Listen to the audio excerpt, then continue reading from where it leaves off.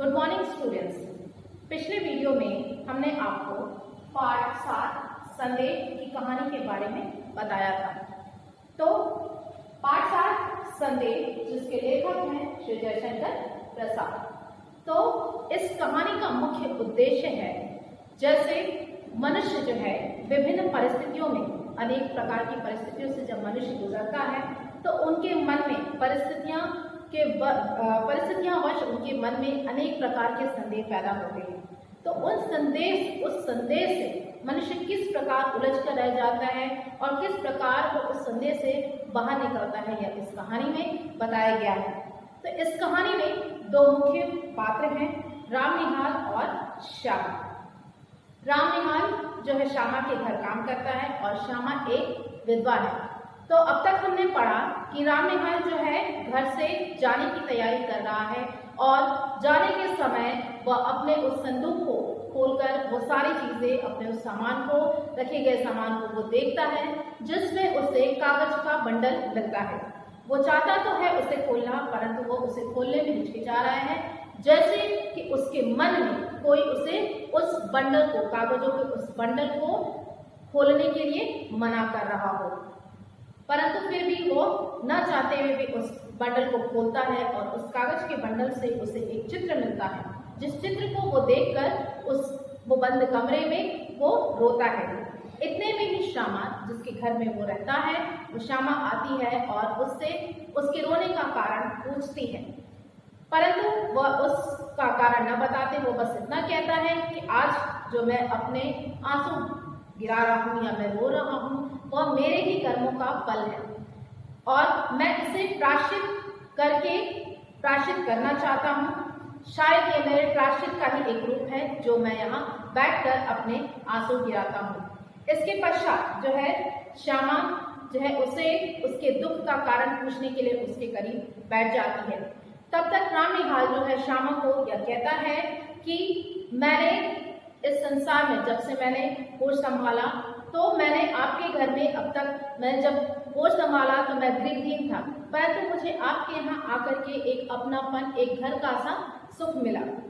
वो कहता है कि आपका ये जो वैधव्य है, मतलब जो ये विधवापन है, मैं इसे देख करके मैं ये समझ पाया कि मनुष्य अपनी वासनाओं को नियंत्रित कर सकता है, दमन, उस वासना का जो है दमन कर सकता है। क्योंकि जिस प्रकार आपने इस उम्र में या इस तरह अकेले अपनी जिंदगी को जिया है, बिना किसी रोक टोक के या बिना किसी कष्ट होते हुए भी आपने उस कष्ट को किसी को दिखाया नहीं, उसे देखकर मुझे एहसास हुआ कि मनुष्य जो है अपनी वासनाओं का दमन कर सकता है। मेरे लिए अर्थात रामनिहाल के लिए उसका सामान ही उसके उत्तराधिकार का अंश था, अर्थात वो जहां भी जाता वो उस सामान के साथ उस सामान को अपने पीठ पर लादे हर जगह जाता था। तो रामनिहाल कहता है कि लेकिन मैं ये सोचता था कि मेरे जो प्रगतिशील, जो मेरे उन्नतिशील, जो मेरी महत्वाकांक्षाएं हैं, वो मुझे जो है क्या है बराबर दौड़ाते रहे। मतलब मैं ये सोचता था कि मैं अकेले अपनी इस जिंदगी को जीकर जो है मैं बहुत खुश हूँ और मैं संसार के एक कोने में शांति से जी रहा हूँ। लेकिन यह भावना या यह विचार यह मुझे स्वयं को धोखा देते थे और इस धोखे को मैं अपने लिए एक विजय मानता था कि मैं इस संसार में रह करके भी इस जिंदगी में अकेले ही अपनी जिंदगी को आगे बढ़ा रहा हूँ। मतलब एक बिना किसी कारण या बिना किसी वजह के मैं बहुत ही खुश हूँ। मतलब मैं अपने आप को धोखा दे रहा था और इस धोखे से मैं आगे ही बढ़ रहा था, बस अपने आप को। लेकिन मेरी वह एक मृग मरीचिका थी। मृग मरीचिका अर्थात वो एक ऐसी तृष्णा थी, एक ऐसी प्यास थी जो कभी संभव नहीं हो सकती। अर्थात मैं उन विचारों से कि मैं अपनी जिंदगी में बिल्कुल खुश हूँ, उन विचारों से मैं स्वयं को क्या कर रहा था, धोखा दे रहा था। तो यहाँ तक हमने इस पाठ में पढ़ा। इसके आगे हम इस पाठ को आगे बढ़ाते हैं और इस पाठ में आगे देखते हैं कि श्यामा और रामनिहाल के बीच और क्या क्या बातें हुई। श्यामा और कुछ कहना चाहती थी कि उसे रोककर रामनिहाल कहने लगा, मैं तुमको अपना शुभचिंतक, मित्र और रक्षक समझता हूँ, फिर तुमसे न कहूँगा तो यह भार कब तक घोटा रहूँगा।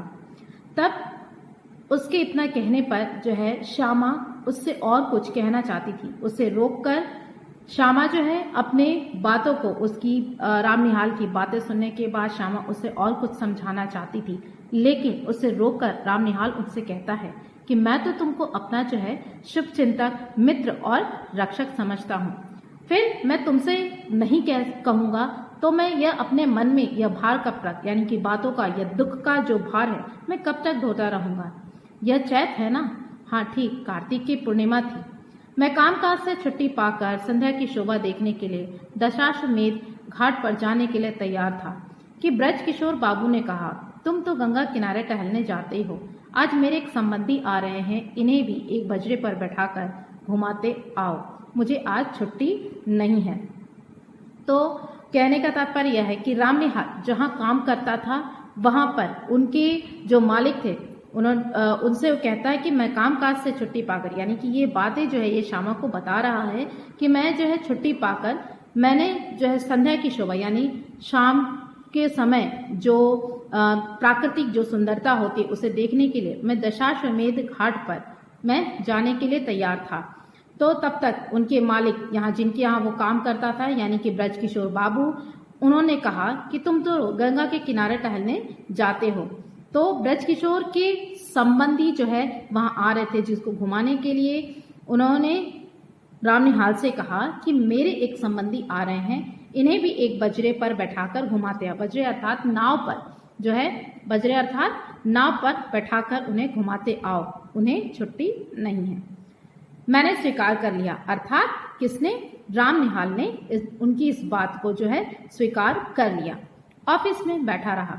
थोड़ी देर में भीतर से एक पुरुष के साथ एक सुंदर स्त्री निकली और मैं समझ गया कि मुझे इन्हीं लोगों के साथ जाना होगा।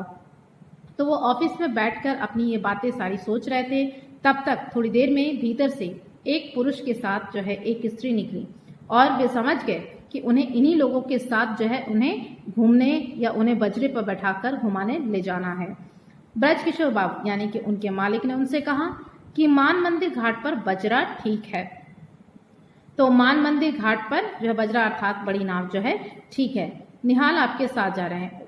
ब्रज किशोर बाबू ने उस सुंदर स्त्री और पुरुष से कहा कि निहाल आपके साथ जा रहे हैं, कोई असुविधा नहीं है, अर्थात आपको कोई समस्या का सामना नहीं करना पड़ेगा। इस समय मुझे क्षमा कीजिए, आवश्यक काम है। तो यह अपनी असमर्थता, यह कौन? ब्रज किशोर बाबू जो है अपने उन संबंधियों से अपनी जाने की असमर्थता जताते हुए कह रहे हैं कि मैं आपसे क्षमा चाहता हूं, मुझे कोई आवश्यक काम है इसलिए मैं आपके साथ नहीं आ सकता। तो आपके साथ जो है निहाल जा रहे हैं। पुरुष के मुंह पर की रेखाएं कुछ तंगी। उनके इस बात को सुनकर जो पुरुष उस स्त्री के साथ था उनके मुंह पर कुछ रेखाएं तन गई अर्थात उन्हें कुछ क्रोध सा अनुभव हुआ। स्त्री ने कहा, अच्छा है आप काम कीजिए, हम लोग तब तक घूमकर आते हैं। हम लोग मान मंदिर पहुंचे। बजरे पर चांदनी बिछी थी, अर्थात नाव वो चांदनी पे बिछी थी, मतलब शाम के समय वो चांदनी की जो रोशनी थी, जो उसका प्रकाश था, वो बजरे पर अर्थात नाव पर बिखर रहा था। पुरुष मोहन बाबू जाकर ऊपर बैठ गए। पुरुष और मोहन बाबू जाकर ऊपर बैठ गए। पैड़ी लगी थी। पैड़ी अर्थात जो नाव पर चढ़ने के लिए जो लकड़ी बिछाई जाती है उसे कहते हैं पैड़ी। तो पैड़ी लगी थी। मनोरमा को चढ़ने में जैसे डर लग रहा था। उस पैड़ी पर चढ़कर जो नाव में बैठना था, उस पैड़ी पर चढ़ने के लिए मनोरमा को डर लगा। मनोरमा अर्थात वो स्त्री जो इनके साथ, इस पुरुष के साथ जो स्त्री आई थी उसका नाम मनोरमा था। तो मनोरमा को चढ़ने में जैसे डर लग रहा था। मैं बजरे के कोने में खड़ा था, यानी कि उस नाव के कोने में खड़ा था। कौन? मैं, राम निहाल। हाथ बढ़ाकर मैंने कहा, आप चले आइए, कोई डर नहीं। उसने हाथ पकड़ लिया। ऊपर आते ही मेरे कान में धीरे से उसने कहा, मेरे पति पागल बनाए जा रहे हैं, कुछ हैं भी, तनिक सावधान रहिएगा, नाव की बात है। तब तक जब वो उसे सहारा देकर, जब राम निहाल जो है मनोरमा को सहारा देकर पैड़ी के सहारे जब नाव में उसे चढ़ा रहे थे, नाव में चढ़ने के बाद जो है मनोरमा ने उनसे कहा कि मेरे पति यानी कि ब्रज किशोर बाबू, मतलब ये मोहन बाबू, सॉरी ब्रज किशोर नहीं, मोहन बाबू जो पुरुष उनके साथ जो चढ़े थे, उनके लिए कहती हैं कि मेरे पति पागल बनाए जा रहे हैं, कुछ हैं भी। और तनिक सावधान रहिएगा। मैंने कह दिया, कोई चिंता नहीं, किंतु ऊपर जाकर बैठ जाने पर भी मेरे कानों के समीप उस सुंदर मुख का सुरक्षित निश्वास अपनी अनुभूति दे रहा था। कहने का तात्पर्य यह है कि वह मनोरमा उनसे कहने के बाद वो ऊपर जाकर के बैठ गई, लेकिन इनके मन में, इनके कानों के समीप वो सुंदर मुख अर्थात मनोरमा की सुंदरता भरा मुख और उसके मुंह से निकलने वाली वाणी और वाणी के साथ साथ वो छोड़ती हुई सांसें, निश्वास जो छोड़ती हुई उनकी सांसें और वो गहरी सांस जो है अपनी अनुभूति दे रहा था, मतलब उनको एहसास दे रहा था। मैंने अपने मन को शांत किया। चांदनी निकल आई थी, घाट पर आकाश दीप जल रहे थे और गंगा की धारा में भी छोटे छोटे दीपक बहते हुए दिखाई दे। तो अब ये उस गंगा नदी की प्राकृतिक छटा को जो है बताते हुए कह रहे हैं कि उस समय जो है प्राकृतिक छटा काफी खूबसूरत थी। किस प्रकार कि चांदनी निकल आई थी, मतलब चांद दिख रहा था। घाट पर आकाश दीप, मतलब उस घाट पर जो है आकाश दीप, अलग अलग प्रकार के दीप जल रहे थे और कुछ लोगों ने गंगा की धारा में भी छोटे छोटे दीपक जो है उस गंगा में बहा रखे थे और वो पानी के लहर में वो तैरते हुए वो छोटे छोटे दीपक जो है उस शाम के नज़ारे को और भी खूबसूरत बना रहे थे। मोहन बाबू की बड़ी बड़ी गोल आंखें और भी फैल गई, मतलब उन्हें थोड़ा सा और अचंभित भी हुए और थोड़े क्रोधित भी। उन्होंने कहा, मनोरमा देखो, इस दीपदान का क्या अर्थ है तुम समझती हो? इस दीपदान का अर्थात जो नदी में उस जो छोटे छोटे दीपक बहते हुए दिखाई दे रहे थे, जो दीप दान किया गया था उस गंगा नदी में, वो उसको समझाते हुए उससे पूछते हैं। कौन?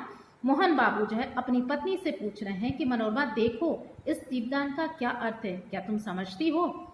गंगा जी की पूजा और क्या, मनोरमा ने कहा। तो मनोरमा उन्हें इस बात का उत्तर देते हुए कहती है कि यह तो मेरे हिसाब से जो है गंगा जी की पूजा, लोग पूजा उनकी आदर और भक्ति में इस दीप को इस गंगा नदी में बहा रहे हैं, इससे ज्यादा और क्या। यही तो मेरा और तुम्हारा मतभेद है।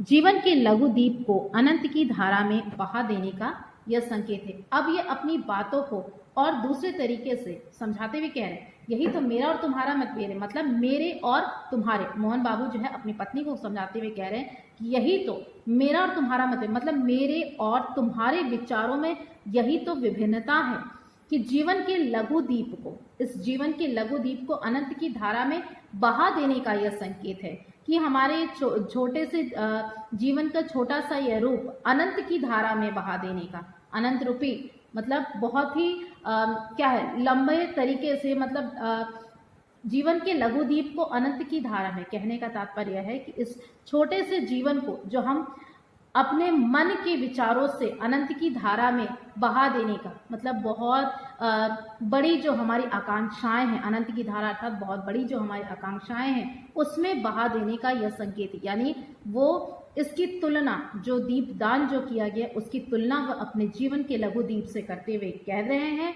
कि इस जीवन के लघु दीप को जो है अनंत की धारा में, हमारे जीवन के जो अनंत, जो हम सोच के हमारे विचारों की जो अनंत धारा है उसमें बहा देने का यह संकेत है। कितनी सुंदर कल्पना। ये अपनी कल्पना में ही इस बात को जो है अपने विचार को रखते हैं कि यह कितनी सुंदर कल्पना है, कहकर मोहन बाबू जैसे उच्छ्वसित हो उठे, वो बहुत उत्साहित हो उठे। उनकी शारीरिक चेतना मानसिक अनुभूति से मिलकर उत्तेजित हो उठी।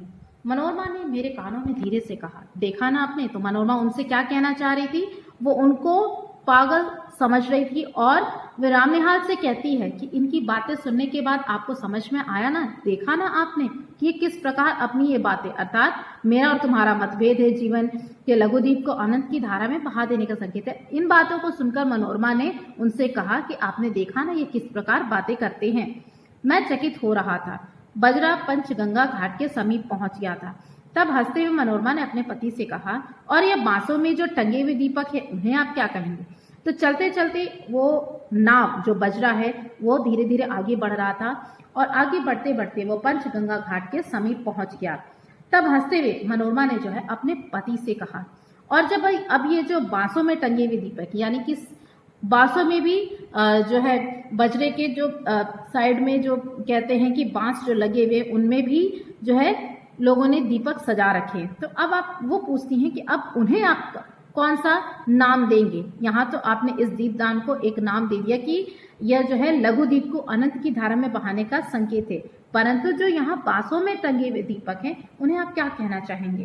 तुरंत ही मोहन बाबू ने कहा, आकाश भी असीम है। असीम मतलब बहुत बड़ा है, असीम है जिसकी कोई सीमा नहीं है। जीवन दीप को उसी ओर ले जाने के लिए यह भी संकेत है कि अनंत की धारा यानी आकाश भी अनंत है, और इस जीवन दीप को ये कहते हैं कि उसी आकाश की ओर अनंत तक ले जाने का यह भी एक संकेत है। फिर हाँफते हुए उन्होंने ये कहना आरंभ किया, तुम लोगों ने मुझे पागल समझ लिया है, मैं जानता हूँ। ओह, संसार की विश्वासघात की ठोकरों ने मेरे हृदय को विक्षिप्त बना दिया है। तो अब मोहन बाबू ये समझते हैं कि ये उनकी पत्नी जो है उनसे जानबूझकर ऐसी बातें कह रही है ताकि वो उन्हें पागल समझ सके, उन्हें पागल बनाने के लिए। तब ये कहते हैं कि तुम लोगों ने मुझे पागल समझ लिया है, मैं जानता हूँ। संसार की विश्वासघात की ठोकरों ने, ये संसार ने मुझे बहुत मेरे विश्वास को ठेस पहुंचाई है। तो उस ठोकरों ने मेरे हृदय को विक्षिप्त अर्थात बहुत ही दुखित कह सकते हैं, बहुत दुखित, परेशान बना दिया, बहुत दुखी बना दिया है। मुझे उससे विमुख कर दिया, मतलब मुझे अपना मुख उस तरफ से मोड़ने के लिए विवश कर दिया है। संसार की विश्वासघात मतलब संसार ने मुझे इस कदर धोखे की ठोकरों ने मेरे हृदय को और भी अधिक दुखी बना दिया। किसी ने मेरे मानसिक विप्लवों में मुझे सहायता नहीं दी, मतलब जब मैं मानसिक रूप से परेशान था तो इस संसार ने मेरे उस मानसिक दुखों में मुझे सहायता नहीं दी। मुझे उस मानसिक दुख से उबारने की या उस मानसिक दुख से मुझे अलग करने के लिए मुझे कोई सहायता नहीं दी। मैं ही सबके लिए मरा हूँ। कहने का तात्पर्य है कि मैं सबके लिए सोचता हूँ, लेकिन मेरे लिए, मेरे दुख संकट में मेरे लिए कोई सोचने वाला नहीं है। अब मैं यह नहीं सह सकता। तो मोहन बाबू कहते हैं कि मैं अब और यह सब नहीं सह सकता। मुझे अकपट प्यार की आवश्यकता है। कहने का तात्पर्य है कि वो संसार के विश्वासघात की जब बात करते हैं तो वो ये कहते हैं कि लोगों ने मुझसे सिर्फ प्यार तो किया, लेकिन उनके प्यार में, उनके अपनेपन में भी वो कपट नजर आया। लेकिन अब वो ये कहते हैं कि मुझे इस अब अकपट अर्थात बिना कपट, बिना छल और कपट के, बिना किसी स्वार्थ के मुझे उस प्यार की आवश्यकता है।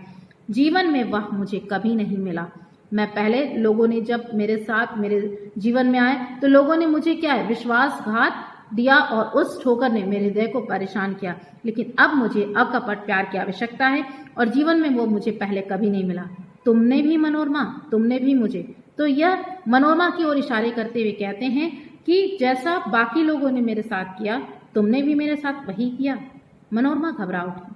उसने कहा, चुप रहिए, आपकी तबीयत बिगड़ रही है, शांत हो जाइए। क्यों शांत हो जाऊं? राम निहाल को देखकर चुप रहूं? वह जान जाए, इसमें मुझे कोई भय नहीं। तुम लोग छिपाकर सत्य को छलना क्यों बनाती हो?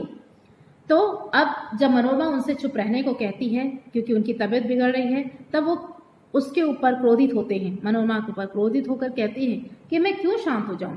क्यों राम निहाल को देखकर मैं चुप हो जाऊं? वह जान जाए, इससे मुझे कोई फर्क नहीं पड़ता।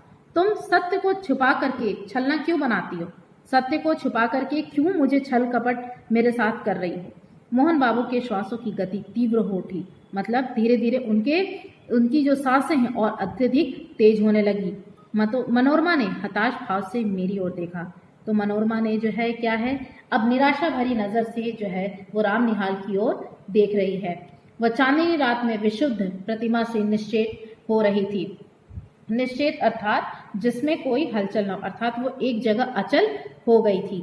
मैंने सावधान होकर कहा, माँ जी अब घूम चलो। माँ जी अर्थात वो नाव चलाने वाला व्यक्ति। तो उन्होंने सावधान होकर, किसने? राम निहाल ने कहा, माँ जी अब घूम चलो। कार्तिक की रात चांदनी से शीतल हो चली थी। तो जब चांदनी रात होती है, आप सभी को पता है चांदनी रात बहुत ही ठंडी होती है। तो अब चांदनी रात जो है शीतल हो चली थी। नाव मान मंदिर की ओर घूम चली। मैं मोहन बाबू के मनोविकार के संबंध में सोच रहा था, क्योंकि जिस प्रकार उन्हें मनोरमा ने बताया था कि वो थोड़े से पागल हैं और वो ऐसी बातें करेंगे जिससे आपको यह साबित हो जाएगा कि वह उनके मन में या उनकी मन स्थिति जो है ठीक नहीं है। तो वे मोहन बाबू के मनोविकार के, यानी कि मन में जो उनके क्या है अनेक प्रकार के विकार या संदेह थे उनके बारे में वे सोच रहे थे। कुछ देर चुप रहने के बाद मोहन बाबू फिर अपने आप कहने लगे, ब्रज किशोर को मैं पहचानता हूँ। ब्रज किशोर कौन? जिनके यहाँ रामनिहाल काम करते थे, जिनके यहाँ वो नौकरी करते थे।